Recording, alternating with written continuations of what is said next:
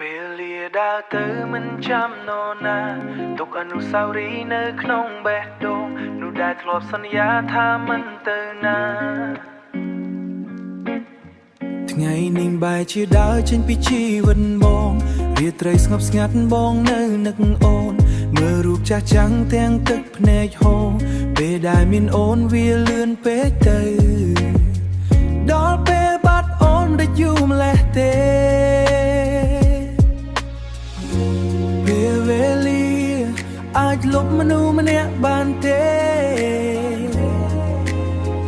ហេតុអ្វីចិត្តបងនៅចាំមិនដដែលពេលវេលា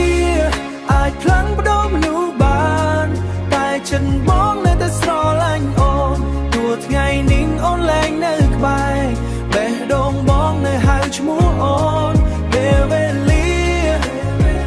អាចធ្វើយើងឆ្ងាយតែมันអាចលុបការចងចាំបងនៅតែរងចាំមនុស្សម្នាក់ដែលប្រហែលមិនត្រឡប់មកវិញនាឡិកានៅដើរមិនធ្លាប់ឈប់ដូចជាចិត្តបងដែលនឹកអូនរាល់ថ្ងៃមនុស្សជាច្រើនចូលមកក្នុងជីវិតតែគ្មាននរណាជំនួសអូនបានឡើយផ្លូវដែលធ្លាប់ដើរជាមួយគ្នាថ្ងៃនេះនៅសល់តែស្រមោលសំណើចដែលធ្លាប់លឺរាល់ថ្ងៃឥឡូវបាត់ទៅជាមួយខ្យល់បើអាចត្រឡប់ក្រោយបានបងសុំកាយគ្រប់យ៉ាងដើម្បីកុំឲ្យពេលវេលាលួចយកអូនពីបងពេលវេលា